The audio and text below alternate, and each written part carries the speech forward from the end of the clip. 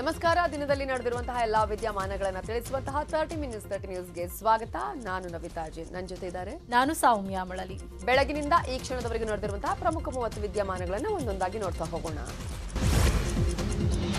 ನಡೆದಾಡುವ ದೇವರು ಸರಳ ಸ್ವಾಮೀಜಿ ಅಂತಾನೆ ಖ್ಯಾತರಾಗಿರುವ ಸಿದ್ದೇಶ್ವರ ಸ್ವಾಮೀಜಿ ಆರೋಗ್ಯದಲ್ಲಿ ಏರುಪೇರಾಗಿದೆ. ಅಲ್ಲದೆ ಜ್ಞಾನ ಯೋಗಾಶ್ರಮದ ಆವರಣದಲ್ಲಿ ಶ್ರೀಗಳ ದರ್ಶನಕ್ಕಾಗಿ ಕಾಯ್ತಾ ಇರುವ ಸಾವಿರಾರು ಭಕ್ತರು ವಾಪಸ್ ಮನೆಗೆ ತೆರಳಬೇಕು ಅಂತ ಮನವಿ ಮಾಡಲಾಗ್ತಿದೆ. ಸದ್ಯ ಆಶ್ರಮದ ಯೂಟ್ಯೂಬ್ ಲೈವ್ನಲ್ಲಿ ಎಲ್ಲರೂ ಸ್ವಾಮೀಜಿಗಳ ದರ್ಶನವನ್ನ ಪಡೆಯಬಹುದು ಅಂತ ಸೂಚಿಸಲಾಗಿದೆ. ಸಿದ್ದೇಶ್ವರ ಶ್ರೀಗಳ ದರ್ಶನಕ್ಕೆ ಭಕ್ತರು ಪಟ್ಟು ಹಿಡಿದಿದ್ದಾರೆ.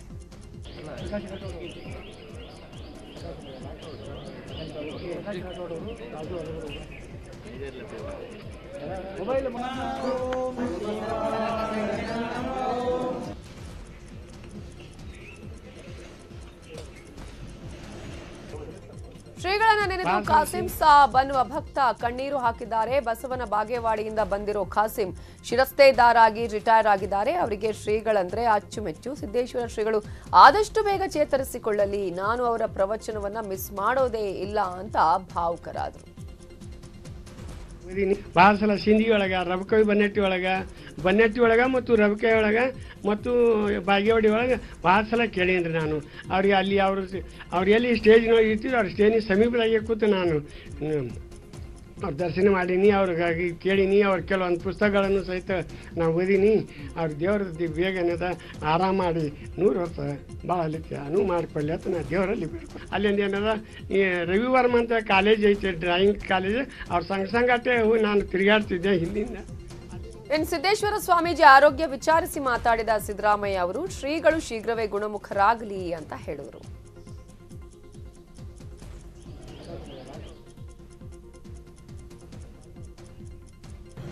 ಜನರನ್ನ ಧಾರ್ಮಿಕವಾಗಿ ಜಾಗೃತಿಗೊಳಿಸತಕ್ಕಂಥ ಕೆಲಸವನ್ನ ಅನೇಕ ವರ್ಷಗಳಿಂದ ಮಾಡಿಕೊಂಡು ಬರ್ತಾ ಇದ್ರು. ಅವರ ಪ್ರವಚನಗಳ ಮೂಲಕ ಜನರಲ್ಲಿ ಧಾರ್ಮಿಕ ಭಾವನೆ ಮೂಡಿದರು. ಯಾಕಂದ್ರೆ ಧರ್ಮದ ಬಗ್ಗೆ ತಪ್ಪು ತಿಳುವಳಿಕೆಗಳು ಜನರಿಗೆ ಇರಬಾರ್ದು. ಅವರ ಅಪರೂಪದ ಸಂತ, ಅವರ ಆರೋಗ್ಯ ಬೇಗನೆ ಗುಣ ಆಗಲಿ ಅಂತ ಹೇಳಿ ನಾನು ಪ್ರಾರ್ಥಿಸ್ತೇನೆ. ಜನರನ್ನ ಸಿದ್ದೇಶ್ವರ ಸ್ವಾಮೀಜಿಗಳನ್ನ ನೋಡೋಕೆ ಅಪಾರ ಸಂಖ್ಯೆಯ ಭಕ್ತರು ಆಗಮಿಸ್ತಾ ಇದ್ದಾರೆ. ಶ್ರೀಗಳನ್ನ ನೋಡಲೇಬೇಕು ಅಂತ ಪಟ್ಟು ಹಿಡಿದಿದ್ದಕ್ಕೆ ಆಶ್ರಮದ ಮಲ್ಲಿಕಾರ್ಜುನ ಮಂಟಪದಲ್ಲಿ ಎಲ್ಇಡಿ ವ್ಯವಸ್ಥೆ ಮಾಡಲಾಗಿತ್ತು. ಇನ್ನು ಸಿದ್ದೇಶ್ವರ ಶ್ರೀಗಳ ಆರೋಗ್ಯಕ್ಕಾಗಿ ಮುಸ್ಲಿಮರು ನಗರದ ಅಬ್ದುಲ್ ರಜಾಕ್ ಖಾದ್ರಿ ದರ್ಗಾದಲ್ಲಿ ವಿಶೇಷ ಪ್ರಾರ್ಥನೆ ಸಲ್ಲಿಸಿದರು.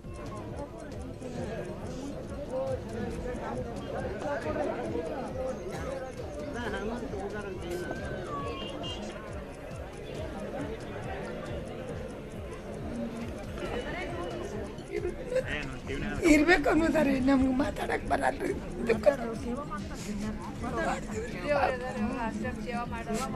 ನಿಮ್ಗೆ ಆಗಂಗಿಲ್ರಿ,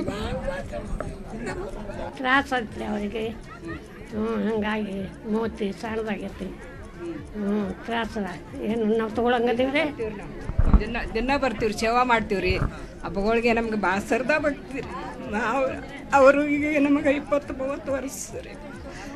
ಅವ್ರದಿಂದ ತ್ರಾಸ ಆಕತಿ. ನಮ್ಗೆ ಏನು ಹೇಳ್ಬೇಕನ್ನೋ ಹೇಳ್ಬೇಕಂತ ಗೊತ್ತಾಗಲ್ಲ. ಭಾಳ ದೇವ್ರ ರೀ.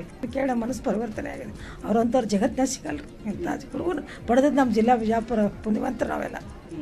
ಆರಾಮಾಗಿ ಆಗಲಿ ದೇವ್ರ. ಇನ್ನು ವೈದ್ಯರು ಹಾಗೂ ಜಿಲ್ಲಾಧಿಕಾರಿ ವಿಜಯ್ ಮಹಾಂತೇಶ ದಾನಮ್ಮನವರ್ ಮಾತನಾಡಿದ್ದು, ಶ್ರೀಗಳ ಹೆಚ್ಚಿನ ಚಿಕಿತ್ಸೆಗೆ ಶ್ರೀಗಳು ಒಪ್ತಾ ಇಲ್ಲ. ಬಿಪಿ, ಆಕ್ಸಿಜನ್ ಕಡಿಮೆಯಾಗಿದೆ, ಏರಿಳಿತವಾಗ್ತಾ ಇದೆ. ಶ್ರೀಗಳು ಮಾತನಾಡ್ತಾ ಇಲ್ಲ, ಆದರೆ ಸನ್ನೆಗಳನ್ನ ಮಾಡ್ತಿದ್ದಾರೆ ಅಂತ ಹೇಳಿದರು. ಮತ್ತೆ ಸಲೈನ್ ಮತ್ತು ಬೇರೆ ಎಲ್ಲ ಟ್ರೀಟ್ಮೆಂಟ್ ಏನು ಬೇಕಾಗುತ್ತೆ. ಶ್ರೀಗಳಿಗೆ ಸ್ವಲ್ಪ ಉಸಿರಾಟ ತೊಂದರೆ ಜಾಸ್ತಿ ಆಗಿದೆ, ಅದರಿಂದ ನಾವು ಆಕ್ಸಿಜನ್ ಕಂಟಿನ್ಯೂ ಮಾಡಿದ್ದೇವೆ. ಸ್ವಲ್ಪ ಅವ್ರ ಬಿ ಪಿಯಲ್ಲಿ ವ್ಯತ್ಯಾಸ ಕಂಡು ಬರ್ತಾ ಇದೆ, ಅದಕ್ಕೂ ಟ್ರೀಟ್ಮೆಂಟ್ ನಡೆದಿದೆ. ಆ ಟ್ರೀಟ್ಮೆಂಟ್ಗೆ ಅವರು ಚೆನ್ನಾಗಿ ಸ್ಪಂದನೆ ಮಾಡ್ತಾ ಇದ್ದಾರೆ. ಆದರೂ ಆಕ್ಸಿಜನ್ನು ಮತ್ತು ಸಲೈನು ಮತ್ತು ಬೇರೆ ಎಲ್ಲ ಟ್ರೀಟ್ಮೆಂಟ್ ಏನು ಬೇಕಾಗುತ್ತೆ ಅದನ್ನೆಲ್ಲ ಕಂಟಿನ್ಯೂ ಮಾಡಿದ್ದೇವೆ. ಸೊ ಅವರು ಏನು ಓರ್ಲಿಕ್ಕೆ ಹೋಗ್ತಾ ಇಲ್ಲ, ಅದಕ್ಕಾಗಿ ಸಲೈನ್ ಕೊಡ್ತಾ ಇದ್ದೀವಿ. ಯಾರೂ ಆತಂಕ ಪಡುವ ಕಾರಣ ಇಲ್ಲ. ನಾವು ಏನು ಸಾಧ್ಯತೆ ಪೂಜ್ಯ ಶ್ರೀಗಳ ಆರೋಗ್ಯದಲ್ಲಿ ನಿನ್ನೆಗೆ ನಾವು ಕಂಪೇರ್ ಮಾಡಿದರೆ ಸ್ವಲ್ಪ ಉಸಿರಾಟದಲ್ಲಿ ಅವ್ರಿಗೆ ತೊಂದರೆ ಇದೆ. ಹೀಗಾಗಿ ಆಕ್ಸಿಜನ್ ಸಪ್ಲೈ ಮೇಲೆ ಅವರಿದ್ದಾರೆ. ಬ್ಲಡ್ ಪ್ರೆಷರು ಮತ್ತು ಪಲ್ಸ್ ಸ್ವಲ್ಪ ವೇರಿಯೇಷನ್ ಬರ್ತಾ ಇದೆ. ಅದಾಗಿ ಕೂಡ IV ಫ್ಲೂಯಿಡ್ಸ್ ಮೇಲೆ ನಾವು ಮೇಂಟೈನ್ ಮಾಡ್ತಾ ಇದ್ದೇವೆ. ಮತ್ತು ಹೆಚ್ಚಿನ ಟ್ರೀಟ್ಮೆಂಟ್ ಕೇಳಿದ್ರೆ ಅವರು ಬೇಡ ಇಲ್ಲೇ ಇರ್ತೇನೆ ಅಂತ ಇದು ಮಾಡಿ ಹಾಡಹಗಲೇ ಕಾಲೇಜಿನಲ್ಲಿ ವಿದ್ಯಾರ್ಥಿನಿಗೆ ಚಾಕು ಇರಿದು ಕೊಲೆ ಮಾಡಿರುವ ಘಟನೆ ಬೆಂಗಳೂರಿನ ರಾಜಾನುಕುಂಟೆಯಲ್ಲಿ ನಡೆದಿದೆ. ಪ್ರೆಸಿಡೆನ್ಸಿ ಕಾಲೇಜಿನಲ್ಲಿ ಪವನ್ ಕಲ್ಯಾಣ್ ಅನ್ನುವ ವಿದ್ಯಾರ್ಥಿ ಲಯಸ್ಮಿತಾ ಅನ್ನುವ ವಿದ್ಯಾರ್ಥಿನಿಗೆ ಚಾಕುವಿನಿಂದ ಇರಿದು ಕೊಂದಿದ್ದಾನೆ. ಇನ್ನು ಯಲಹಂಕ ಸರ್ಕಾರಿ ಆಸ್ಪತ್ರೆಯಲ್ಲಿ ಲಯಸ್ಮಿತಾ ಮರಣೋತ್ತರ ಪರೀಕ್ಷೆ ನಡೆಯಿತು. ಬಳಿಕ ಮೃತದೇಹವನ್ನು ಪೋಷಕರಿಗೆ ಹಸ್ತಾಂತರಿಸಲಾಯಿತು. ಲಯಸ್ಮಿತಾ ಕುಟುಂಬಸ್ಥರ ಆಕ್ರಂದನ ಮುಗಿಲು ಮುಟ್ಟಿತ್ತು. ಇನ್ನು ಗಾಯಗೊಂಡಿರುವ ಪವನ್ನನ್ನ ಹೆಚ್ಚಿನ ಚಿಕಿತ್ಸೆಗಾಗಿ ವಿಕ್ಟೋರಿಯಾ ಆಸ್ಪತ್ರೆಗೆ ಶಿಫ್ಟ್ ಮಾಡಲಾಗಿದೆ.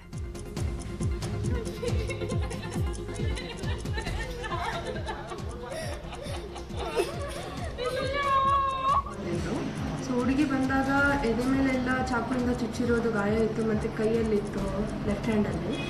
ಸೊ ಬಂದಾಗ ನೋಡಿದಾಗ ಹುಡುಗಿದು ಪ್ರಾಣ ಇರಲಿಲ್ಲ. ECG ಎಲ್ಲ ಮಾಡ್ಕೊಂಡಿದ್ವಿ. ಸೊ ಏನೂ ಇರಲಿಲ್ಲ ಹುಡುಗಿದು ಜೀವ. ಅದಾದಮೇಲೆ 10 ನಿಮಿಷಕ್ಕೆ ಹುಡುಗನ್ನ ಕರ್ಕೊಂಡ್ಬಂದಿತ್ತು. ಹುಡುಗ ಬಂದಾಗ ಎದೆ ಹತ್ರ ಗಾಯ ಆಗಿತ್ತು ಮತ್ತು ಕೈ ಹತ್ರ ಗಾಯ ಆಗಿತ್ತು. ಸೊ ಹುಡುಗನಿಗೆಲ್ಲ ಫಸ್ಟ್ ಏಡ್ ಟ್ರೀಟ್ಮೆಂಟ್ ಕೊಟ್ಟು ಯಾರ ಹತ್ರ ಸರ್ ನಮ್ಮ ಹತ್ರ ಏನೂ ಮಾತಾಡಿಲ್ಲ. ರಾತ್ರಿ ನನಗೆ ಫೋನ್ ಮಾಡಿದ್ಲು. ನಾನು ಫೋನ್ ಮಾಡಿದಾಗ ಅಮ್ಮ ಇದು ನನ್ನ ಮಕ್ಕನ ಮಗ ವಿಜಯಪುರದಲ್ಲಿದ್ದಾನೆ ಸುಮನ್ ಅಂತ, ಅಕ್ಕ ಇವನು DPಗೆ ಫೋನ್ ಹಾಕಿ ನಮ್ಮ ಫೋಟೋ ಹಾಕಿದ್ದಾನೆ ಅಂದ. ಅವ್ನು ಯಾವನ ಫೋನ್ ಏನಕ್ಕೆ ಹಾಕಿದ್ನೋ ನಾನು ಕೇಳ್ತೀನಿ ಇರು ಅಂತ ಅಂದೆ ನಾನು. ಅಮ್ಮ ನನ್ನ ಮಗನ ಕೇಳಿದೆ, ಅಮ್ಮ ನನಗೆ ಫೋನ್ ಮಾಡಿದ್ನು ಬ್ಲಾಕ್ ಮಾಡಾಕಿದ್ದೀನಮ್ಮ ನಾನು ಅಂದ. ಅಷ್ಟೇ ನಮ್ಗೆ ಗೊತ್ತಿರೋದು. ಸರಿ ಆಯ್ತು ಬಿಡು, ನಾನು ಅವ್ರ ಹತ್ರ ಮಾತಾಡ್ತೀನಿ ಅಂತ ಹೇಳಿದ್ದೆ. ಈಗ ಇದು ದೊಡ್ಡದಾಗಿ ಯೂನಿವರ್ಸಿಟಿಯಲ್ಲಿ ಇದೆ ಅಲ್ವಾ ಕಾಲೇಜು, ಅಷ್ಟು ಮಾತ್ರ ಇವ್ರಿಗೆ ರೆಸ್ಪಾನ್ಸಿಬಿಲಿಟಿ ಇಲ್ವಾ ಇವ್ರಿಗೆ? ಹುಬ್ಬಳ್ಳಿ ಕಾಂಗ್ರೆಸ್ ಮಹದಾಯಿ ಜಲ ಜನಾಂದೋಲನ ಸಮಾವೇಶ ಆಯೋಜಿಸಲಾಗಿತ್ತು. ಕಳಸಾ ಬಂಡೂರಿ ಯೋಜನೆ ಜಾರಿಗೆ ಆಗ್ರಹಿಸಿ ನೆಹರು ಮೈದಾನದಲ್ಲಿ ಕಾಂಗ್ರೆಸ್ ಜನ ಆಂದೋಲನ ಹಮ್ಮಿಕೊಂಡಿದೆ. ಕಾರ್ಯಕ್ರಮದಲ್ಲಿ ಕಾಂಗ್ರೆಸ್ ಉಸ್ತುವಾರಿ ರಣದೀಪ್ ಸುರ್ಜೇವಾಲಾ, ಮಾಜಿ ಸಿಎಂ ಸಿದ್ದರಾಮಯ್ಯ, ಕೆಪಿಸಿಸಿ ಅಧ್ಯಕ್ಷ DK ಶಿವಕುಮಾರ್ ಸೇರಿದಂತೆ ಹಲವು ನಾಯಕರು ಭಾಗಿಯಾಗಿದ್ದಾರೆ. ಈ ವೇಳೆ ಮಾತಾಡಿದ ಕಾಂಗ್ರೆಸ್ ನಾಯಕರು ಬಿಜೆಪಿ ವಿರುದ್ಧ ವಾಗ್ದಾಳಿ ನಡೆಸಿದ್ರು. ರಾಜ್ಯಕ್ಕೆ ಮಹದಾಯಿ ನೀರು ಹರಿದು ಬಂತೆಂಬ ರೀತಿಯಲ್ಲಿ ಬಿಜೆಪಿ ವಿಜಯೋತ್ಸವ ಮಾಡ್ತಿದೆ, ಆದ್ರೆ ಇದುವರೆಗೂ ಯೋಜನೆ ಆಗಿಲ್ಲ. ಬಿಜೆಪಿಯವರು ಸುಳ್ಳಿನ ಶೂರರು, ಸುಳ್ಳಿನ ಪತ್ರ ತೋರಿಸ್ತೀರಿ, ಜನರಿಗೆ ಮೋಸ ಮಾಡ್ತಿದ್ದೀರಿ ಅಂತ ಕಿಡಿಕಾರಿದ್ರು. ನಾವು ಔಟ್ಡೇಟೆಡ್ ಆಗಿವಿ ಅಂತೇಳಿ. ನಾವು ಔಟ್ಡೇಟೆಡ್ ಆಗಿಲ್ಲ, ನಿಮ್ಮ ಬಿಜೆಪಿ ಕ್ರೆಡಿಬಿಲಿಟಿ ಔಟ್ಡೇಟೆಡ್ ಆಗೈತಿ, ನಿಮ್ಮ ಕ್ರೆಡಿಬಿಲಿಟಿ ಎಕ್ಸ್ಪೈರ್ ಆಗೈತಿ. ನಾನು ಈ ಸಂದರ್ಭದಲ್ಲಿ ಇಷ್ಟೇ ಹೇಳ್ತೀನಿ, ಕಾಂಗ್ರೆಸ್ ಹುಟ್ಟು ಹಾಕಿರ್ತಕ್ಕಂಥ ಈ ಕಳಸಾ ಬಂಡೂರಿ ನಾಲಾ ಯೋಜನೆ ಇದನ್ನು ಮುಗಿಸ್ಬೇಕಾದ್ರೆ ಕಾಂಗ್ರೆಸ್ ಹಾಗೇನೆ ರಾಜಕೀಯ ಇಚ್ಛಾಶಕ್ತಿ ಇದ್ರೆ ಮಾತ್ರ ಸಾಧ್ಯ. ಸಿದ್ದರಾಮಯ್ಯ ಡ್ರಾಮಾ ಬಾಜಿ ಕಂಪನಿ ಇದೊಂದು. ಸಿದ್ದರಾಮಯ್ಯ ಅವರಿಗೆ ಎಲ್ಲಿ ನಿಂತರೂ ಗೆಲ್ಲುವ ಸಾಮರ್ಥ್ಯ ಇಲ್ಲ ಅಂತ ಗದಗದಲ್ಲಿ ಕೇಂದ್ರ ಸಚಿವ ಪ್ರಹ್ಲಾದ್ ಜೋಶಿ ಲೇವಡಿ ಮಾಡಿದ್ದಾರೆ. ಮಹದಾಯಿ ವಿಚಾರದಲ್ಲಿ ಕರ್ನಾಟಕಕ್ಕೆ ಗೋವಾ ಸಡ್ ಹೊಡೆದಿದೆ. ಇಂದು ಗೋವಾ ಸಿಎಂ ಸಾವಂತ್ ನೇತೃತ್ವದಲ್ಲಿ ಸರ್ವಪಕ್ಷ ಸಭೆ ನಡೆದಿದ್ದು ಕೇಂದ್ರಕ್ಕೆ ಸರ್ವಪಕ್ಷ ನಿಯೋಗ ಕೊಂಡೊಯ್ಯಲು ನಿರ್ಧರಿಸಲಾಗಿದೆ. ಆದ್ರಿಂದ ಒಂದ್ ಕಡೆ ಮಹಾರಾಷ್ಟ್ರ ಗಡಿ ಸಮಸ್ಯೆ, ಇನ್ನೊಂದ್ ಕಡೆ ನೀರಿಗೆ ಅಡ್ಡ ಹಾಕಲು ಮುಂದಾಗಿರೋ ಗೋವಾವನ್ನ ಕರ್ನಾಟಕ ಎದುರಿಸಬೇಕಾಗಿದೆ. ಮಾಜಿ ಸಿಎಂ HD ಕುಮಾರಸ್ವಾಮಿ ಕುಟುಂಬಕ್ಕೆ ಕೇಂದ್ರ ಸಚಿವ ಪ್ರಹ್ಲಾದ್ ಜೋಶಿ ಸವಾಲ್ ಹಾಕಿದ್ದಾರೆ. ನಾನು ನನ್ನ ಕುಟುಂಬದಿಂದ ಯಾರನ್ನು ರಾಜಕೀಯಕ್ಕೆ ತರೋಲ್ಲ, ನೀವ್ ಹೇಳ್ತೀರಾ ಹಾಗೆ ಅಂತ ಜೋಶಿ ಸವಾಲ್ ಹಾಕಿದ್ರು. ದುಡ್ಡಿದೆ, ಪವರ್ ಇದೆ, ಅದಕ್ಕಾಗಿ ನಿಮ್ಮ ಕುಟುಂಬದವರೇ ಅಧಿಕಾರದಲ್ಲಿರಬೇಕು, ನಿಮ್ಮ ಕುಟುಂಬದವರಿಗೆ ಲಾಭ ಮುಖ್ಯ ಅಂತ ಜೋಶಿ ಕಿಡಿಕಾರಿದ್ರು. ಕಾಂಗ್ರೆಸ್ನ ಮಾಜಿ ಸಂಸದ VS ಉಗ್ರಪ್ಪ ಸಚಿವ ಶ್ರೀರಾಮುಲು ಕ್ಷೇತ್ರ ಚಿತ್ರದುರ್ಗದ ಮೊಳಕಾಲ್ಮೂರು ಮೇಲೆ ಕಣ್ಣಿಟ್ಟಿದ್ದಾರೆ. ಮೊಳಕಾಲ್ಮೂರು ಕ್ಷೇತ್ರದ ಕಾಂಗ್ರೆಸ್ ಟಿಕೆಟ್ ಆಕಾಂಕ್ಷಿಯಾಗಿರುವ ಉಗ್ರಪ್ಪ ನಾಯಕನಹಟ್ಟಿ ತಿಪ್ಪೇರುದ್ರಸ್ವಾಮಿ ದೇವಸ್ಥಾನಕ್ಕೆ ಭೇಟಿ ಮಾಡಿ ಪೂಜೆ ಸಲ್ಲಿಸಿದ್ರು.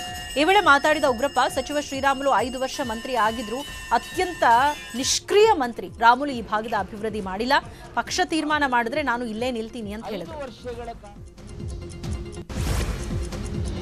ಹುಬ್ಬಳ್ಳಿಯ ಬೈರಿದೇವರ ಕೊಪ್ಪದಲ್ಲಿ ದರ್ಗಾ ತೆರವುಗೊಳಿಸಿದ ಸ್ಥಳಕ್ಕೆ ಮಾಜಿ ಸಿಎಂ ಸಿದ್ದರಾಮಯ್ಯ ಭೇಟಿ ಕೊಟ್ಟಿದ್ರು. ಈ ವೇಳೆ ಮಾತನಾಡಿದ ಸಿದ್ದರಾಮಯ್ಯ, ಬಿಜೆಪಿಯವರು ಕೋಮುಗಲಭೆ ಆಗತ್ತೆ ಅಂತ ಅಂದ್ಕೊಂಡಿದ್ರು, ಅದು ಆಗ್ಲಿಲ್ಲ. ಸರ್ಕಾರ ದೌರ್ಜನ್ಯದಿಂದ ದರ್ಗಾ ತೆರವು ಮಾಡ್ತಾ ಇದೆ, ದರ್ಗಾ ತೆರವು ಮಾಡಬೇಡಿ ಅಂತ ನಾನು ಮನವಿ ಮಾಡಿದ್ದೆ, ಆಮೇಲೆ ಏನಾಯ್ತೋ ಗೊತ್ತಿಲ್ಲ, ರಾತ್ರೋರಾತ್ರಿ ಡೆಮಾಲಿಷನ್ ಮಾಡಿದ್ರು.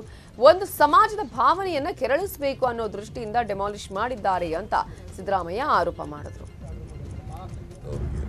ಅವ್ರನ್ನ ವಿಶ್ವಾಸ ತಗೊಂಡು ಮಾಡ್ರಪ್ಪ ಅಂತ ಹೇಳಿದ್ದೆ ನಾನು, ಅದನ್ನು ಮಾಡಲೇ ಇಲ್ಲ. ಅವರು ವಿಶ್ವಾಸ ತಗೊಂಡು ಮಾಡ್ಬೋದಾಗಿತ್ತಲ್ಲ. ಏನು ಕೋರ್ಟ್ನಲ್ಲಿ ಕಂಟೆಂಪ್ಟ್ ಆಯ್ತಿತ್ತ, ಏನಾಯ್ತಿರ್ಲಿಲ್ಲ. ದುರುದ್ದೇಶದಿಂದ ಅವರು ಈ ಜನಾಂಗದವರಿಗೆ ದೌರ್ಜನ್ಯ ಮಾಡಬೇಕು, ಅನ್ಯಾಯ ಮಾಡಬೇಕು ಅನ್ನೋ ಉದ್ದೇಶದಿಂದ ಮಾಡಿರೋದು. ಕಾಂಗ್ರೆಸ್ ನಾಯಕ BK ಹರಿಪ್ರಸಾದ್ ವಿರುದ್ಧ CT ರವಿ ವಾಗ್ದಾಳಿ ನಡೆಸಿದ್ದಾರೆ. ನಾನು ಬಿಜೆಪಿಯ CT ರವಿಯೇ ಹೊರತು ಪಪ್ಪು ಅಲ್ಲ. ವಾಜಪೇಯಿ ಇಲ್ಲ ಅಂದಿದ್ರೆ ನಿಮ್ಮ ನಾಯಕ ಅಮೆರಿಕ ಜೈಲಲ್ಲಿ ಇರಬೇಕಾಗಿತ್ತು. BK ಹರಿಪ್ರಸಾದ್ ಏನ್ ಹೇಳಿದ್ರು ಅದೆಲ್ಲ ನಿಮ್ಮ ನಾಯಕನಿಗೆ ಅನ್ವಯ ಆಗತ್ತೆ. ನನ್ನ ಯೋಗ್ಯತೆ ನೋಡಿ ಚಿಕ್ಕಮಂಗ್ಳೂರಿನ ಜನ ನನ್ನನ್ನು ಗೆಲ್ಸಿದ್ದಾರೆ. ಆದ್ರೆ ಇವರ ಯೋಗ್ಯತೆಗೆ ಒಂದು ಗ್ರಾಮ ಪಂಚಾಯಿತಿ ಚುನಾವಣೆಯನ್ನೂ ಗೆಲ್ಲೋಕಾಗ್ಲಿಲ್ಲ. ನಾನು ಡ್ಯಾಶ್ ಹಿಡಿದು ರಾಜಕಾರಣ ಮಾಡಿದವನಲ್ಲ. ನನ್ನ ವಿರುದ್ಧ ಸುಮ್ಮನೆ ಮಾತಾಡಬೇಡಿ, ಮಾತಾಡಿದ್ರೆ ನಿಮ್ಮನ್ನೆಲ್ಲ ಬಿಚ್ಚಿಡ್ಬೇಕಾಗತ್ತೆ ಅಂತ ಹರಿಪ್ರಸಾದ್ಗೆ ವಾರ್ನ್ ಮಾಡಿದ್ರು.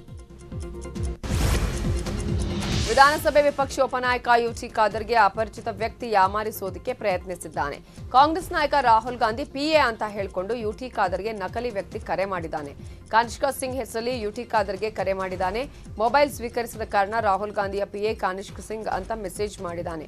ಕರೆ ನಕಲಿ ಅಂತ ಮಂಗಳೂರು ಸೈಬರ್ ಪೊಲೀಸರಿಗೆ ಖಾದರ್ ದೂರು ಕೊಟ್ಟಿದ್ದಾರೆ. ಪಂಜಾಬ್ ಸಿಎಂ ಭಗವಂತ್ ಮಾನ್ ಅವರ ಮನೆ ಬಳಿ ಬಾಂಬ್ ಪತ್ತೆಯಾಗಿದೆ. ಸಿಎಂ ಮಾನ್ ನಿವಾಸದ ಹೆಲಿಪ್ಯಾಡ್ ಸಮೀಪದಲ್ಲೇ ಬಾಂಬ್ ಮಾದರಿಯ ಸ್ಫೋಟಕ ಸಾಧನ ಪತ್ತೆಯಾಗಿದೆ. ಮಾವಿನ ತೋಟದಲ್ಲಿ ಕೊಳವೆ ಬಾವಿ ನಿರ್ವಾಹಕರೊಬ್ಬರು ಸ್ಫೋಟಕ ಸಾಧನಗಳನ್ನು ಗುರುತಿಸಿದ್ದಾರೆ. ಸ್ಫೋಟಕ ವಸ್ತು ಪತ್ತೆಯಾದ ಸ್ಥಳಕ್ಕೂ ಸಿಎಂ ನಿವಾಸಕ್ಕೂ 1 ಕಿಲೋಮೀಟರ್ ದೂರ ಇದೆ. ಮಾವಿನ ತೋಟದಲ್ಲಿ ಇದು ಪತ್ತೆಯಾಗಿದೆ. ಕೇರಳದ ಶಬರಿಮಲೆಯಲ್ಲಿ ಸ್ಫೋಟಕ ವಸ್ತು ಸ್ಫೋಟಗೊಂಡಿದ್ದು ಈ ಘಟನೆಯಲ್ಲಿ 3 ಸುಟ್ಟು ಗಾಯಗಳಾಗಿದೆ. ಗಾಯಾಳುಗಳನ್ನು ಸ್ಥಳೀಯ ಆಸ್ಪತ್ರೆಗೆ ದಾಖಲಿಸಿ ಚಿಕಿತ್ಸೆ ನೀಡಲಾಗುತ್ತಿದೆ. ಮಲಿಕಪುರಂ ಬಳಿ ಸ್ಫೋಟಕ ತುಂಬುತ್ತಾ ಇದ್ದಾಗ ಈ ಘಟನೆ ನಡೆದಿದೆ. ರಾಷ್ಟ್ರ ರಾಜಧಾನಿ ದೆಹಲಿಯಲ್ಲಿ ಹೊಸ ವರ್ಷದ ದಿನವೇ ಭೀಕರ ಅಪಘಾತ ಸಂಭವಿಸಿದೆ. ಸುಲ್ತಾನ್ಪುರಿಯಲ್ಲಿ 20 ವರ್ಷದ ಅಂಜಲಿ ಸಿಂಗ್ ಎಂಬ ಯುವತಿಯು ಸ್ಕೂಟಿ ಓಡಿಸುವಾಗ ಕಾರು ಡಿಕ್ಕಿಯಾಗಿದೆ. ಅಪಘಾತದ ಬಳಿಕ ಏನಾಗಿದೆ ಅನ್ನೋದನ್ನು ನೋಡಿದ ಕಾರು ಚಾಲಕ ಹಾಗೆಯೇ ಕಾರು ಚಲಾಯಿಸಿದ್ದಾನೆ. ಆದರೆ ಕಾರಿನ ಅಡಿಯಲ್ಲಿ ಯುವತಿ ಸಿಲುಕಿದ್ದು ಆಕೆಯನ್ನು 4 ಕಿಲೋಮೀಟರ್ ಎಳೆದುಕೊಂಡು ಹೋಗಲಾಗಿದೆ. ಇದರಿಂದ ಯುವತಿ ಮೃತಪಟ್ಟಿದ್ದು ಕಾರ್ನಲ್ಲಿದ್ದ 5 ಪೊಲೀಸರು ಬಂಧಿಸಿದ್ದಾರೆ. ಇದು ಅಪಘಾತ ಅಲ್ಲ, ಕೊಲೆ ಅಂತ ಕುಟುಂಬಸ್ಥರು ಆರೋಪಿಸುತ್ತಿದ್ದಾರೆ.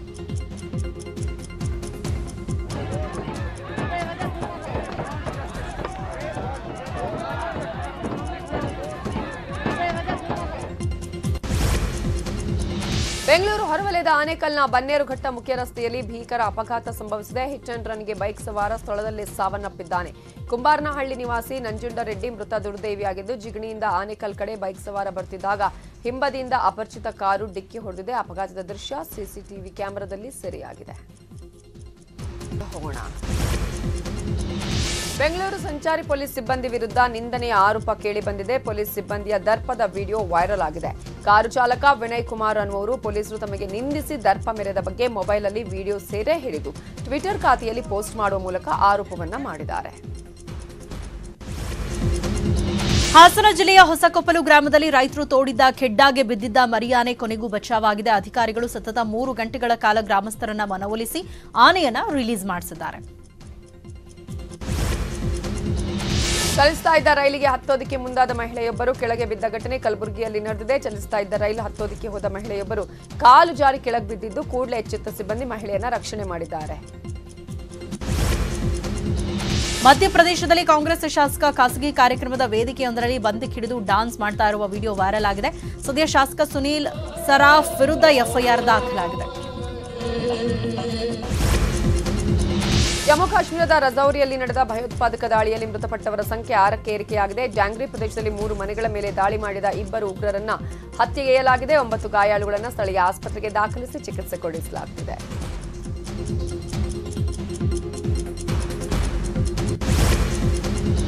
ಅಮೆರಿಕಾದಲ್ಲಿ ಮತ್ತೆ ಗುಂಡಿನ ಮೊರೆತವಾಗಿದೆ. 19 ವರ್ಷದ ಯುವಕನೋರ್ವ 3 ಪೊಲೀಸರ ಮೇಲೆ ದಾಳಿ ಮಾಡಿದ್ದಾನೆ. ಸದ್ಯ ಶಂಕಿತ ಉಗ್ರನನ್ನ ಹತ್ಯೆಗೈಯಲಾಗಿದೆ.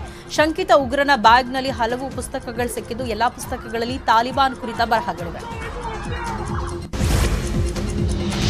ಪಾಕಿಸ್ತಾನಕ್ಕೆ ಅಫ್ಘಾನಿಸ್ತಾನ ಖಡಕ್ ವಾರ್ನಿಂಗ್ ಕೊಟ್ಟಿದೆ. ಭಾರತೀಯ ಪಡೆಗಳಿಗೆ ಪಾಕಿಸ್ತಾನ ಶರಣಾಗ್ತಾ ಇರುವ ಚಿತ್ರವನ್ನು ಟ್ವೀಟ್ ಮಾಡಿರುವ ತಾಲಿಬಾನ್ ಸದಸ್ಯರು, ಇದು ಅಫ್ಘಾನಿಸ್ತಾನ ಹೆಮ್ಮೆಯ ಸಾಮ್ರಾಜ್ಯ, ನಮ್ಮ ಮೇಲೆ ಮಿಲಿಟರಿ ದಾಳಿಯ ಬಗ್ಗೆ ಯೋಚನೆ ಮಾಡಬೇಡಿ, ಇಲ್ಲದಿದ್ದರೆ ಭಾರತದೊಂದಿಗಿನ ಮಿಲಿಟರಿ ಒಪ್ಪಂದದ ನಾಚಿಕೆಗೇಡಿನ ಪುನರಾವರ್ತನೆಯಾಗತ್ತೆ ಅಂತ ತಾಲಿಬಾನ್ ಎಚ್ಚರಿಕೆ ಕೊಟ್ಟಿದೆ. ಪಾಕಿಸ್ತಾನ ಭೀಕರ ಆರ್ಥಿಕ ಸಂಕಷ್ಟವನ್ನು ಎದುರಿಸ್ತಾ ಇದ್ದು, ಈ ನಡುವೆ ನಿರುದ್ಯೋಗ ಸಮಸ್ಯೆಯೂ ಹೆಚ್ಚಾಗಿದೆ. ಇದೀಗ ಬರೋಬ್ಬರಿ 32,000 ಆಕಾಂಕ್ಷಿಗಳು ಪೊಲೀಸ್ ಕಾನ್ಸ್ಟೇಬಲ್ ಹುದ್ದೆಯ ನೇಮಕಾತಿಗಾಗಿ ಲಿಖಿತ ಪರೀಕ್ಷೆ ಬರೆಯಲು ಪರೀಕ್ಷೆಯನ್ನು ಬರೆದಿದ್ದಾರೆ. ತುಮಕೂರಿನ ಶಿರಾದಲ್ಲಿ ಜೆಡಿಎಸ್ ಟಿಕೆಟ್ ಆಕಾಂಕ್ಷಿ ಆರ್ ಉಗ್ರೇಶ್ ಜನರಿಗೆ ಬಾಳೆಹಣ್ಣು ಹಂಚಿದ್ದಾರೆ. ಹುಟ್ಟುಹಬ್ಬದ ಪ್ರಯುಕ್ತ ಉಗ್ರೇಶ್ ಬಾಳೆಹಣ್ಣು ಕೊಟ್ಟಿದ್ದಾರೆ. ಅಭಿಮಾನಿಗಳು ಸಿಕ್ಕಿದ್ದೇ ಸೀರುಂಡೆ ಅಂತ ಬಾಳೆ ಗೊನೆಯನ್ನೇ ಹೊತ್ತೊಯ್ದಿದ್ದಾರೆ.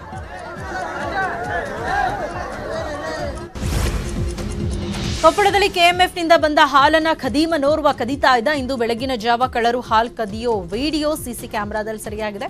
18 ಲೀಟರ್ ಹಾಲಿನ ಬಾಕ್ಸ್ ಕದ್ದ ಕಳ್ಳ ಸೈಲೆಂಟ್ ಆಗಿ ಎಸ್ಕೇಪ್ ಆಗಿದ್ದಾನೆ.